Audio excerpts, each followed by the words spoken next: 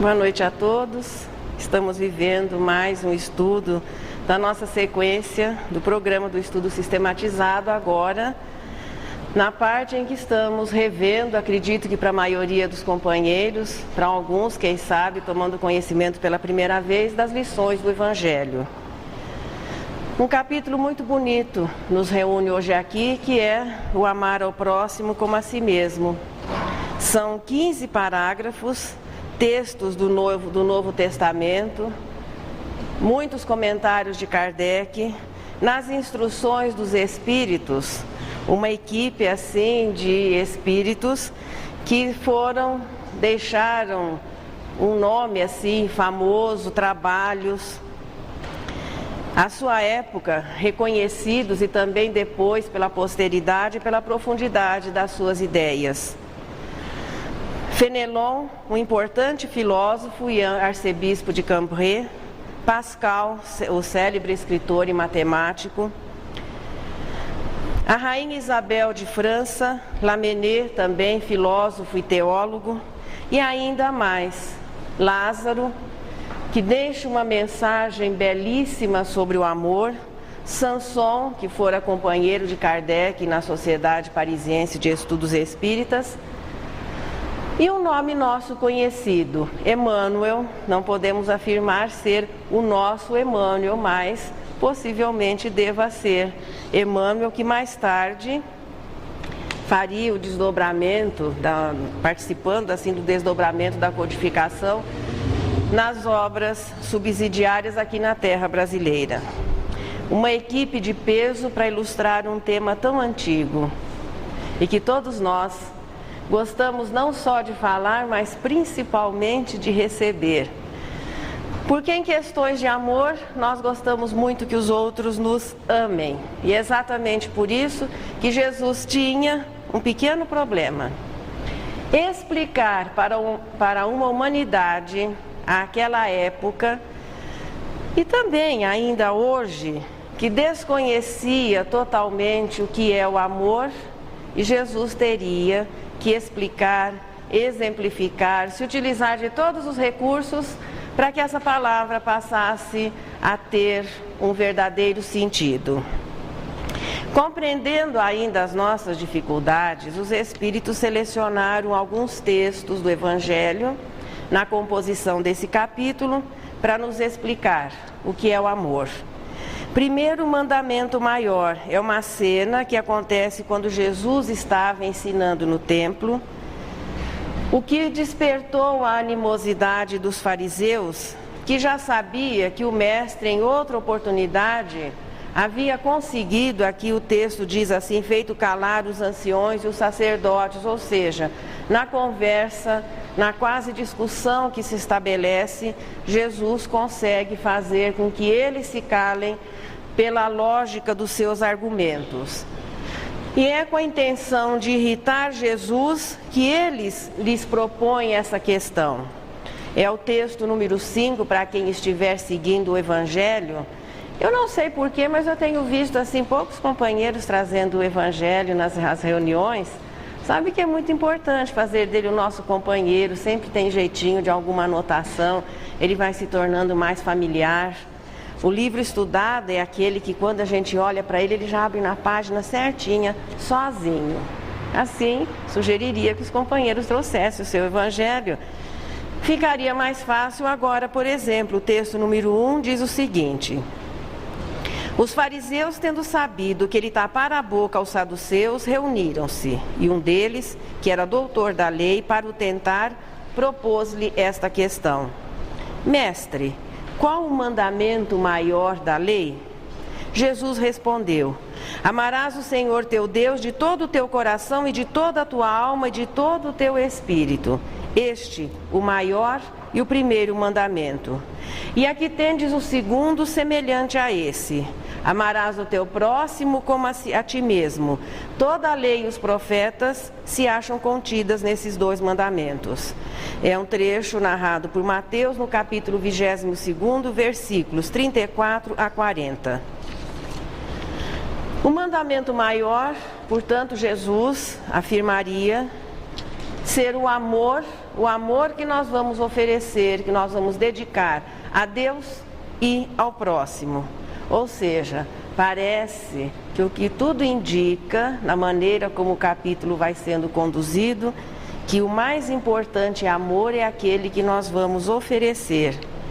O que acaba assim nos desconcertando um pouco de início, pois a maioria de nós somente se sente realizado quando nós conseguimos ter.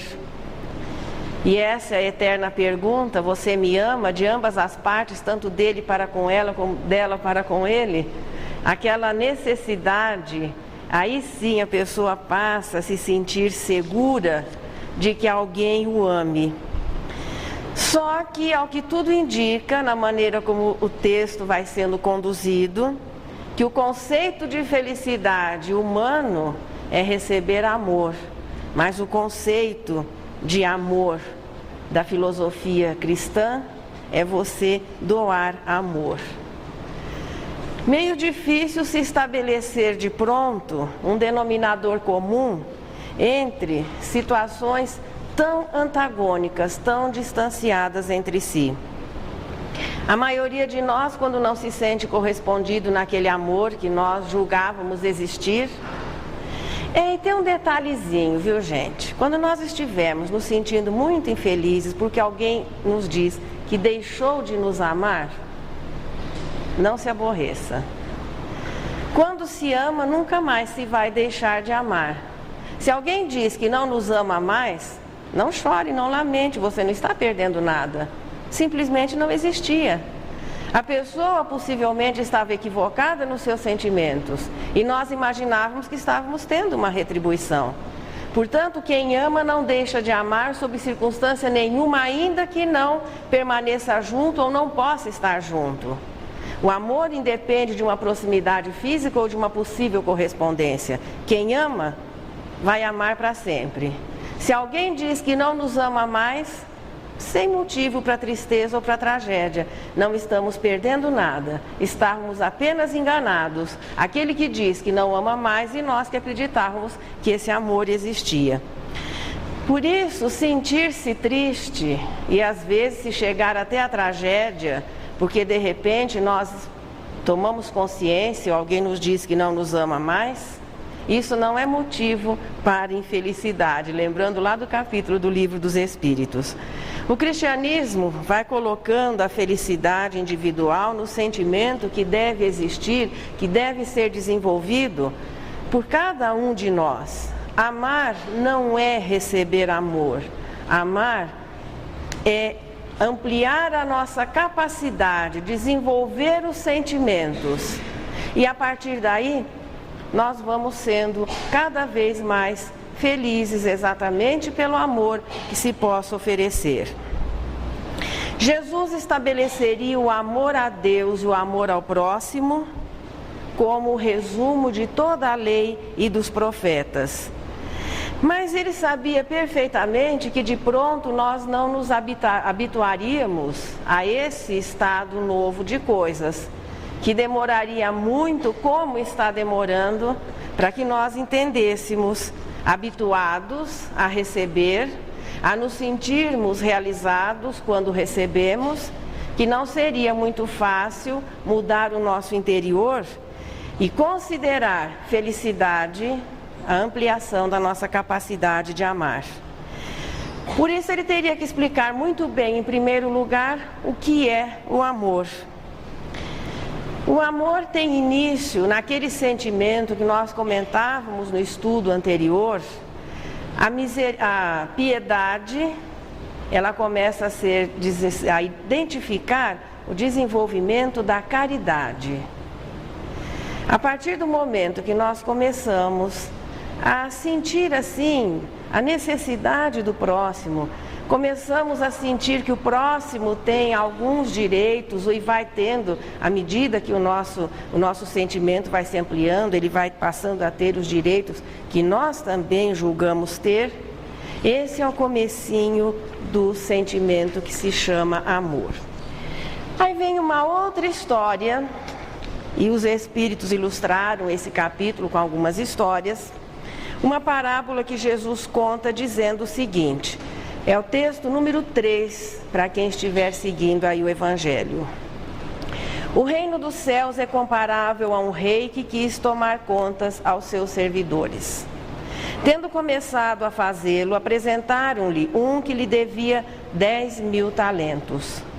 Mas como não tinha meios de os pagar, mandou seu senhor que o vendessem a ele, sua mulher e seus filhos, e tudo que lhe pertencesse para pagamento da dívida. O servidor, lançando-se-lhe aos pés, o conjurava dizendo, Senhor, tenha um pouco de paciência, eu te pagarei tudo.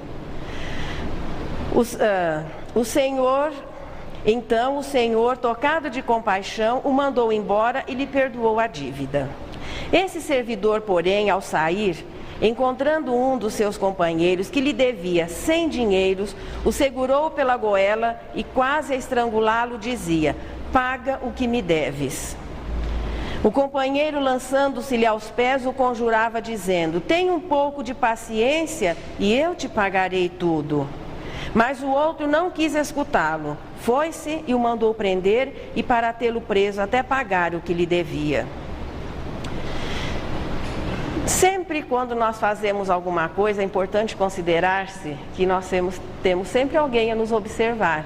Esse senhor que havia sido perdoado de uma grande dívida na sala de audiências do rei, quando chega do lado de fora, ele devia 10.000 talentos, nós não podemos calcular a quantidade, mas 10.000 para 100 já dá para entender que a diferença era muito grande. Aí ele encontra alguém que lhe devia 100 e ele não tem piedade desse indivíduo e realmente o entrega à justiça. Mas alguém que havia observado que acontecera dentro da sala de audiências e depois do lado de fora, os outros servidores, seus companheiros, vendo o que se passava, foram extremamente aflitos e informaram o Senhor de tudo o que acontecera. Então o Senhor, tendo mandado vir à sua presença aquele servidor, lhe disse, mau servo, eu te havia perdoado tudo o que me devias, porque me pediste. Não estavas desde então no dever de também ter piedade do teu companheiro, como eu tivera de ti? E o Senhor, tomado de cólera, o entregou aos verdugos para que o tivessem, até que ele pagasse tudo o que devia. É assim que meu Pai que está no céu vos tratará, se não perdoardes do fundo do coração as faltas que vossos irmãos houverem cometido contra cada um de vós. É um texto de Mateus, no capítulo 28, versículos 23 a 35. Jesus, portanto, ilustrou várias das suas lições com histórias, e os Espíritos selecionaram na composição dos capítulos do Evangelho. Aqui a ilustração nos mostra o conceito do que é fazer aos outros aquilo que nós queremos que nos seja feito, que é a definição do amor. O devedor ali suplicou clemência. Aí nós vamos voltar um pouquinho na lição do perdão. Bem-aventurados que são misericordiosos, porque alcançarão misericórdia. Como é que espíritos ainda imperfeitos, devedores, não vão começar a desenvolver um pouquinho de complacência, um pouquinho de compreensão, se nós estamos constantemente necessitando de complacência, de compreensão e muitas vezes suplicando o perdão de faltas enormes diante daquelas que no dia a dia muitas vezes as pessoas têm para conosco. O devedor ali suplica clemência ao rei, mas não concede àquele que lhe devia uma quantidade irrisória com relação à dívida que lhe havia sido perdoada. Ficam bem claras nessas duas ilustrações as definições do que seja o amor a Deus e o amor ao próximo, realçando Jesus no amor, o maior mandamento. Interessante que o princípio inteligente, melhor dizendo, o espírito, tem só uma coisinha a aprender. Nós estamos aqui vivendo 66 semanas de um estudo sequente, imaginando que teremos que decorar uma porção de lições, 66 semanas, que é o programa, num estudo sequente, imaginando que nós vamos ter que decorar uma porção de coisas. Sim, tudo isso que os espíritos vêm escrevendo, ilustrando, contando histórias, exemplificando, é para que nós aprendamos uma única coisa apenas: é o amor. Aqui fica bem claro que amar o próximo é fazer ao próximo aquilo que nós queremos que nos seja feito, independentemente se os outros estão fazendo para nós. O cristianismo coloca na mudança individual, no cumprimento do dever, veja, a condição essencial de progresso. Aí nós poderíamos perguntar, mas por onde é que se começa? Como em todas as coisas do Espírito, o homem vem treinar na matéria todas as conquistas importantes para a alma, para se chegar ao amor, que é conceder aos outros aquilo que nós queremos que nos seja concedido. Nós temos que começar pelo básico, que é a justiça, que é o respeito ao direito. E não é o acaso que faz da justiça a primeira revelação que oficializa as leis divinas, o cumprimento das leis morais para a humanidade terrestre, que é o Decálogo, há 1.300 anos de Jesus. E na sequência vem o amor, e na sequência a terceira revelação, que é a caridade, que é quando o Espírito realmente assimila o amor e passa a vivê-lo. A exteriorização desse sentimento é a caridade, que é a benevolência, a indulgência e a culminância do sentimento, que é o perdão das ofensas. Mas nós começamos, para se chegar ao perdão das ofensas, que é a culminância do sentimento, é a mais alta expressão do sentimento, porque depois o que acontece é a fixação na virtude. Nós temos que começar lá na simplicidade do respeito ao direito do próximo.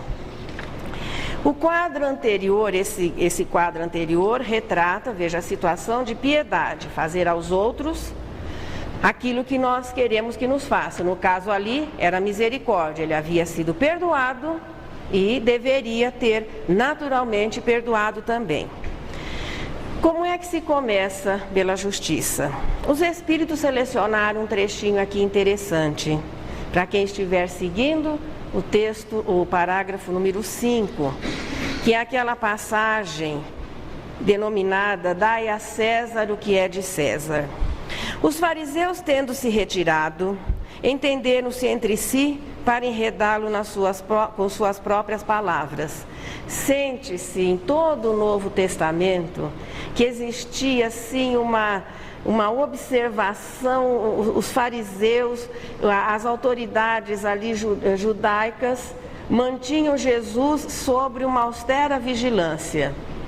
Eu brinco sempre que deveria existir um plantão, com sábado, domingo, tudo sendo considerado. Onde Jesus estivesse, existia um fariseu, existia alguém do templo, sempre observando o que Jesus falava, o que Jesus estava ensinando.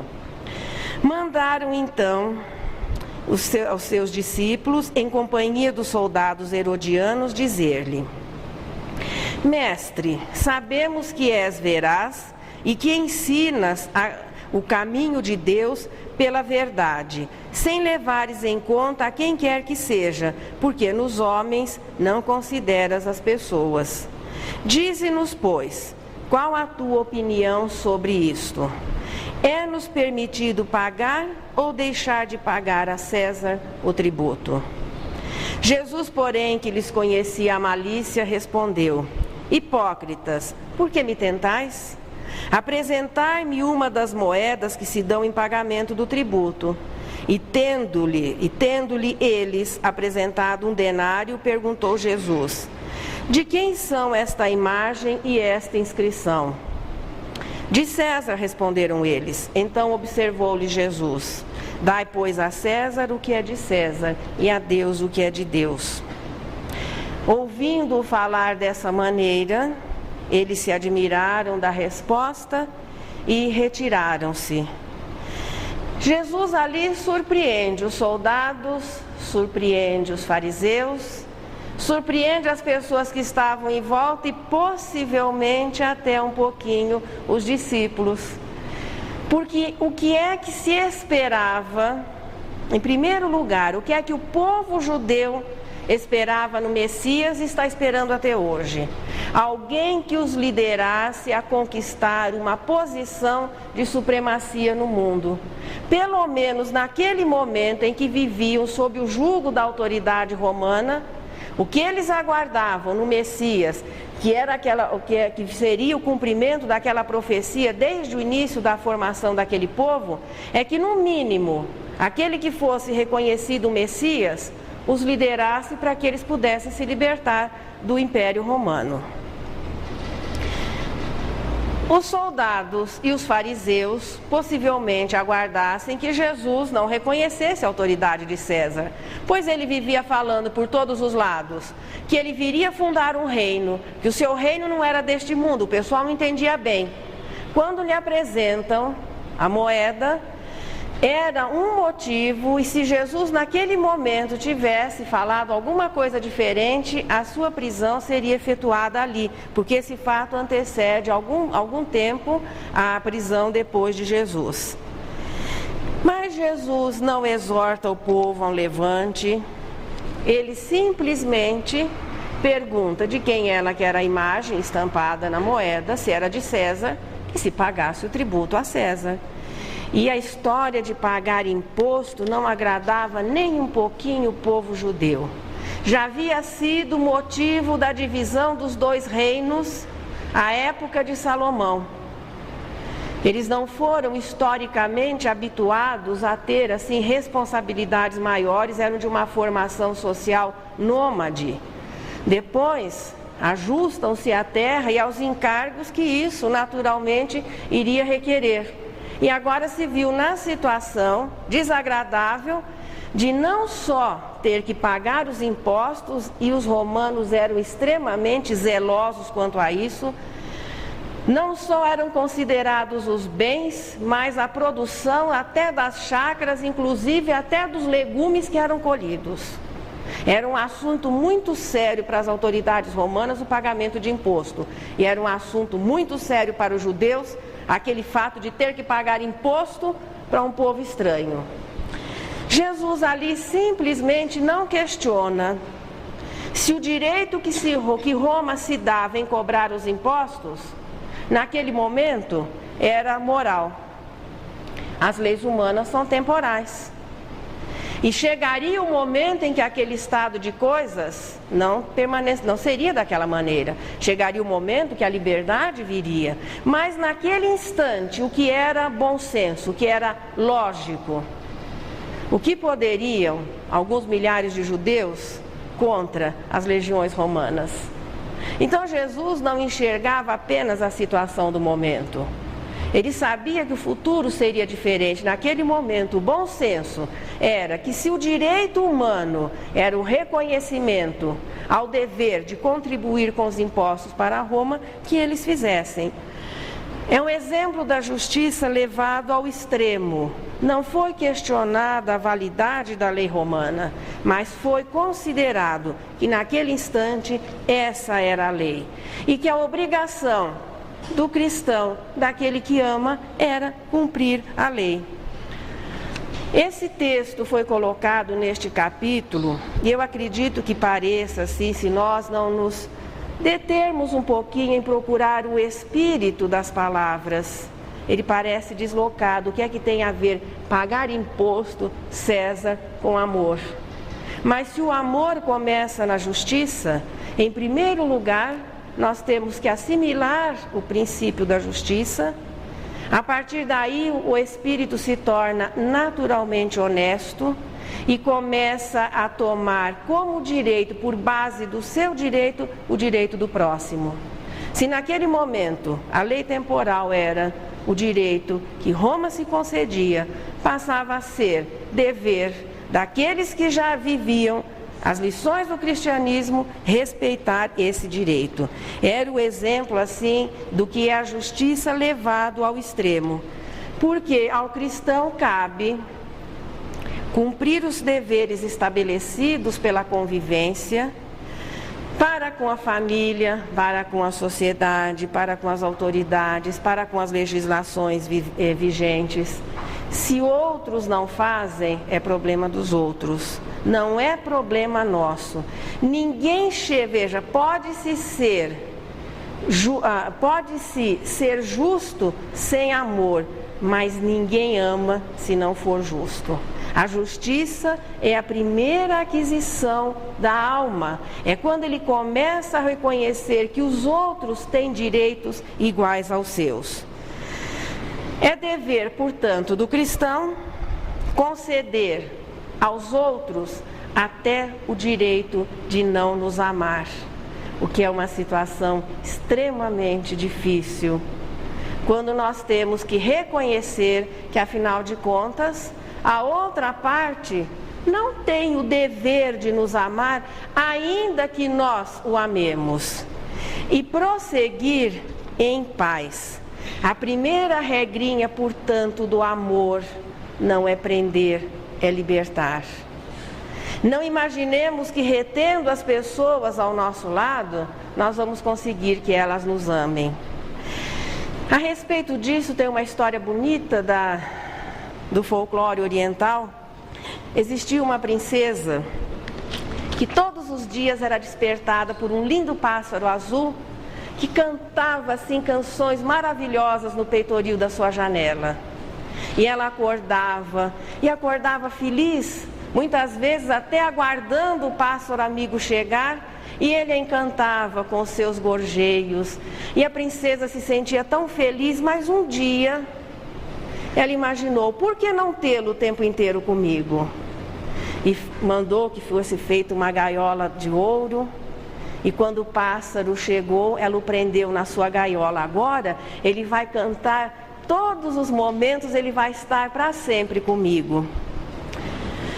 Que coisa interessante. A partir daí, por mais que fossem oferecidas todas as comidas, por mais que ele fosse cuidado, tratado com carinho, o pássaro nunca mais cantou. E foi ficando triste, arrepiando aquela bela plumagem, até que um dia ela entendeu que ou ela o libertaria, ou ela o perderia. E mesmo sentindo o coração magoado, sofrendo, ela chega até a janela, abre a gaiola e o pássaro voa livre, feliz. A princesa aquele dia chorou muito e quase adormeceu pela madrugada, molhando o travesseiro assim com as suas lágrimas, mas quando o dia amanhece, o pássaro volta a cantar na sua janela. E a história continua. Livre, todos os dias ele vinha cantar para ela. Preso, ele não mais conseguia alegrá-la com seu canto. É por isso que o amor, quando verdadeiro, nunca pode ser baseado em situações que possam constranger ou prender. O amor realmente é muito importante para quem sente. Se os outros vão corresponder, é um problema do outro. E o cristão vai compreendendo que o nosso dever é amar, independentemente da retribuição, independentemente da consideração ou não dos nossos sentimentos. O sentimento contrário ao amor é exatamente aquele nosso velho conhecido. Bom, nós temos assim apenas dois pequenos problemas. Nós temos que, a partir da humanização, aprender, ou seja, desenvolver o amor, sublimando nesse desenvolvimento dois sentimentos que vêm ainda da nossa fase anterior à humanização, que são o orgulho e o egoísmo. O amor é o sentimento contrário ao egoísmo. Tanto o egoísmo como o orgulho, eles são assim características do primitivismo. E embora hoje nós já sejamos assim mais esclarecidos, mais ajeitados, melhor vestidos, melhor acomodados por todas as conquistas da inteligência, nós ainda temos muito desses sentimentos que identificam exatamente o início da jornada, a nossa inexperiência.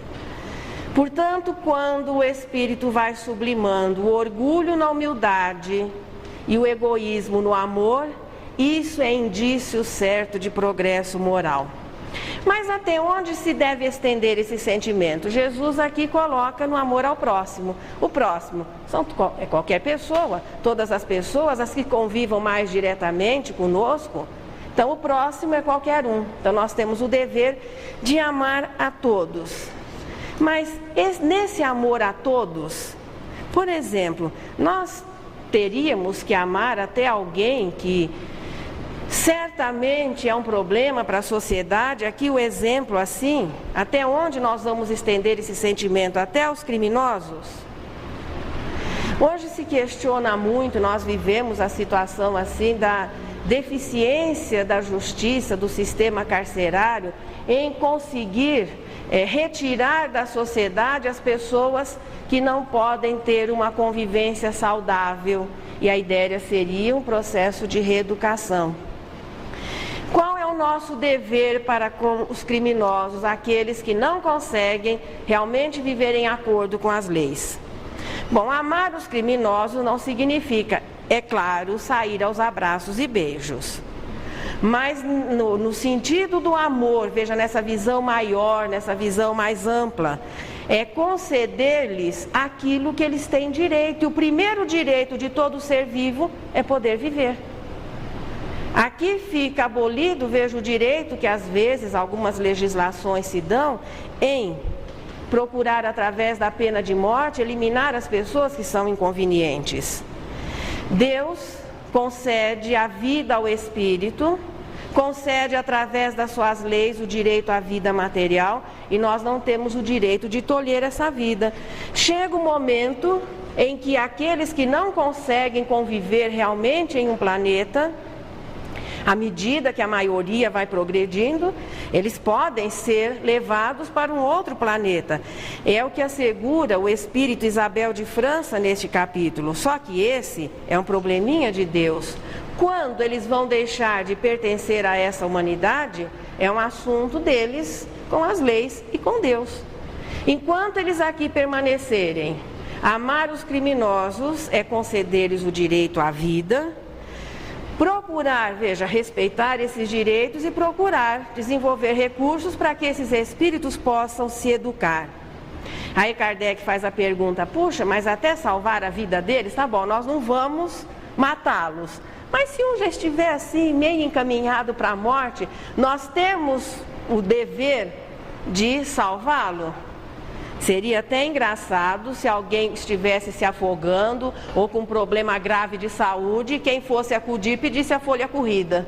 Quero saber se o senhor é criminoso ou não, se é uma boa pessoa. Se não for, negativo, deixa afogar, não retira do incêndio ou não presta o auxílio, o socorro médico necessário. Se vamos fazer o bem para alguém, nós não vamos questionar. Fazer o bem é importante para quem faz. Quem vai receber é importante que entenda que está recebendo um benefício.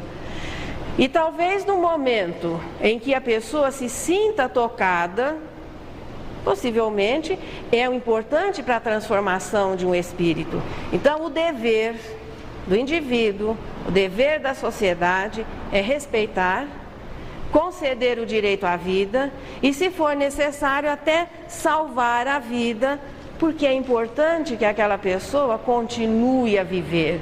Se Deus considerasse que a convivência dos maus com aqueles que já são um pouco melhores não fosse positiva, nós não estaríamos convivendo aqui com os bons espíritos. Não vou usar o exemplo dos maus convivendo conosco. Nós convivemos com os bons espíritos e eles têm a paciência de nos respeitar, de nos instruir, de muitas vezes salvar a nossa vida, e nós ainda, na maioria dos casos, não compreendemos que isso é um ato de amor. O capítulo é muito interessante, aqui nós vamos encontrar mais adiante a mensagem de Lázaro, que eu sugeriria aos companheiros que não tiveram a oportunidade de nessa semana estudar o capítulo, um realce à mensagem Lei do Amor. Mas vamos a uma sinopse do capítulo. O amor. Jesus coloca no amor o mandamento maior. É o resumo de todas as leis de todos os profetas. Diz que um jovem, certa vez, procurou um sábio judeu, Eliú, e queria que esse homem sábio lhe ensinasse, no tempo em que ele conseguisse manter-se apenas em um pé, fazendo um 4, assim como se diz, né? Toda a sabedoria da vida. O sábio mandou que ele tomasse posição e lhe disse apenas: ama. Mas só isso?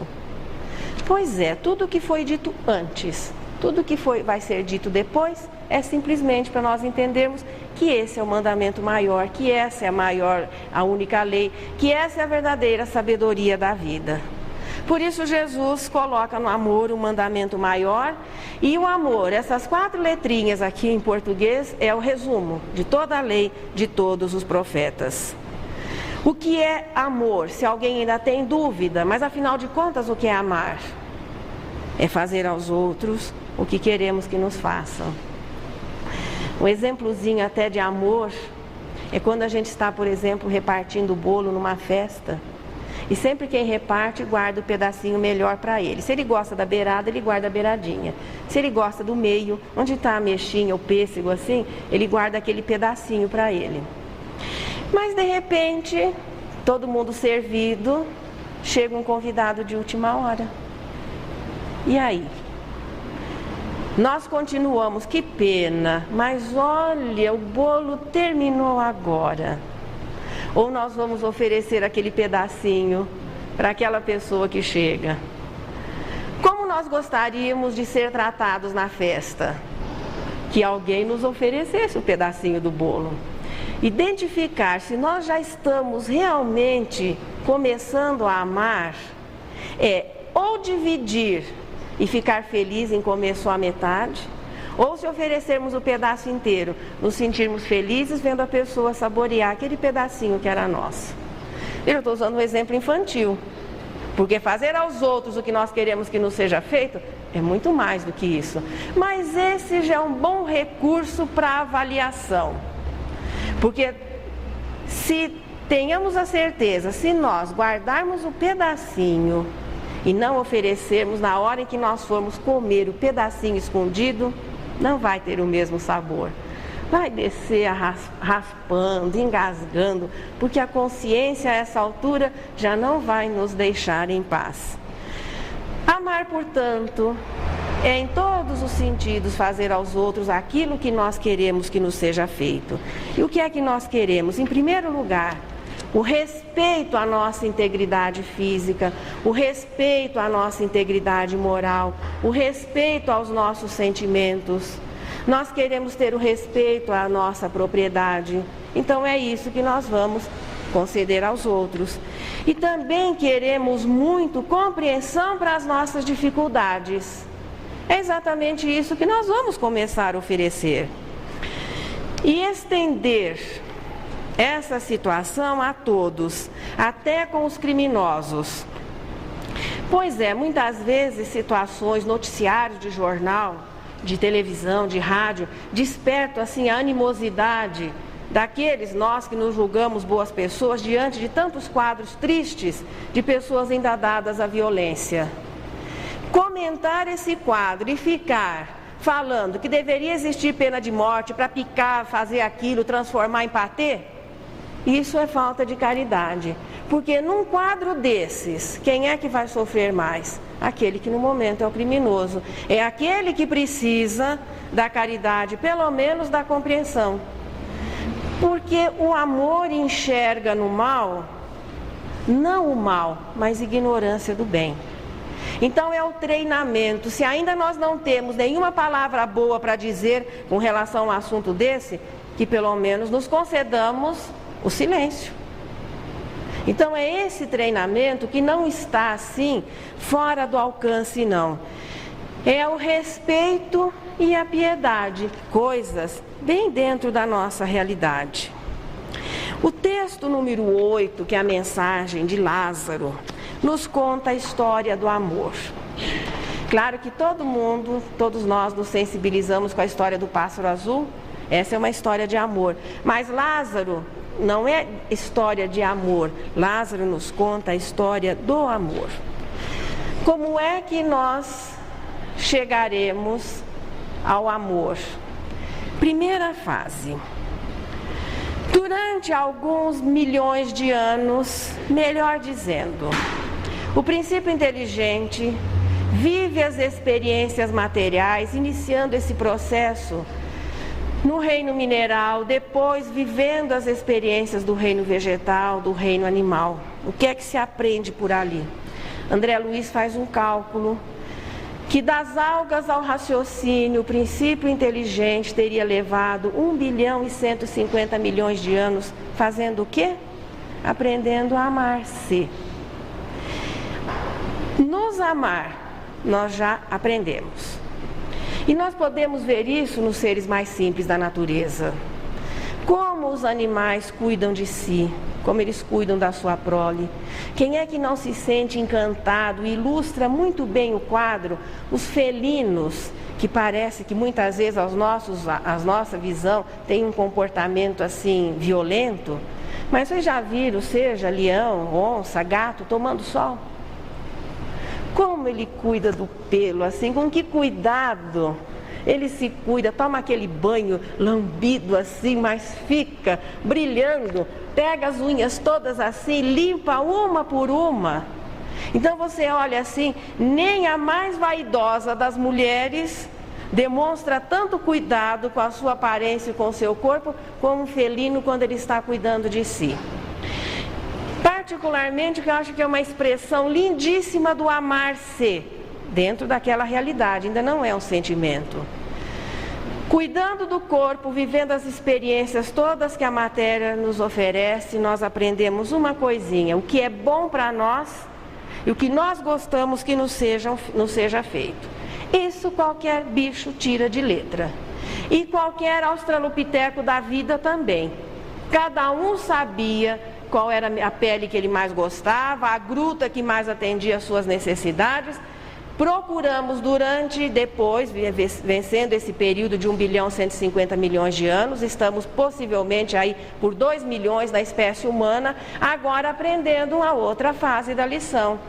O amar-se nós aprendemos, agora é amar ao próximo. É transferir aos outros, conceder aos outros tudo aquilo que nós sabemos que é bom para nós, que nos faz bem. E vamos começar, claro, amar ao próximo fica muito vago. Tudo é aprendido assim numa sequência lógica, racional. O próximo, mais próximo de nós em cada experiência, são os nossos pais. É aqueles que nos recebem e depois nós vamos, claro, porque o amor aos filhos é instintivo. O amor aos pais é o reconhecimento da gratidão. Instintivamente nós cuidamos da prole. Qualquer bicho na floresta sabe disso. O amor aos pais é o primeiro ato moral da vida do espírito. É quando ele começa a reconhecer, a ser grato pelo bem que ele recebe. De início, esse treinamento é muito baseado nas sensações. É o amar-se. Depois nós vamos começando a desenvolver o sentimento. É a sublimação do instinto no sentimento para que um dia ele se fixe na virtude. O amar-se vem desde a fase da irracionalidade, é o cuidar de si. Isso é instintivo. O amor ao próximo começa, é claro, nas experiências familiares e depois vai se ampliando para a humanidade. Até que o amor um dia atinja a sua plenitude, veja. E o amor ao próximo já é um indício de regeneração. Enquanto o egoísmo e o orgulho for a motivação das nossas atitudes, ou mesclar-se às nossas atitudes, ainda nós estamos mantendo uma forte carga primitiva. À medida que nós vamos nos tornando assim, mais acessíveis, mais dispostos, mais abertos, isso significa que já estamos vivendo a regeneração.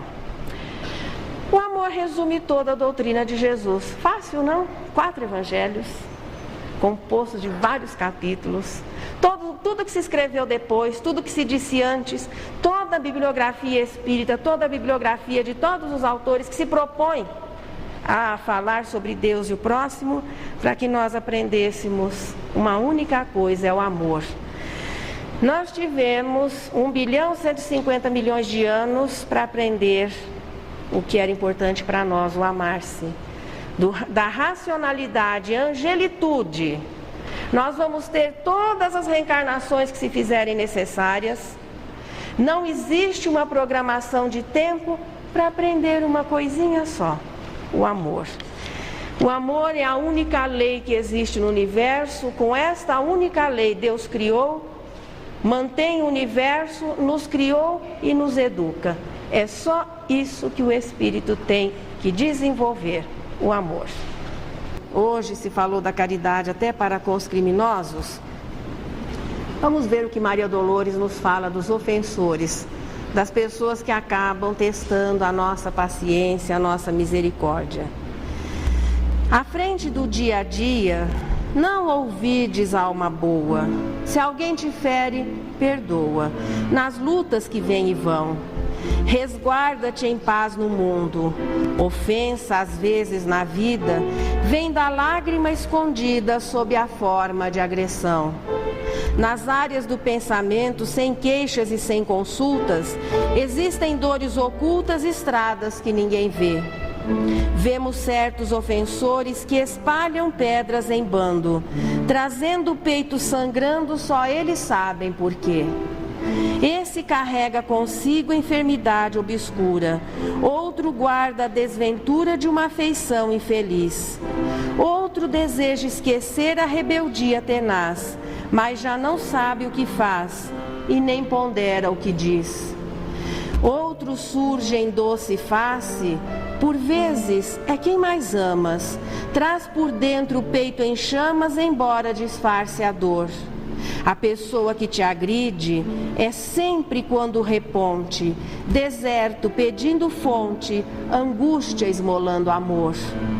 Também nós, além do mundo, buscando as luzes supremas, atravessamos problemas, exames de amor e paz. Alma querida, o ofensor nas sendas de cada dia é um teste que Deus te envia para saber como estás.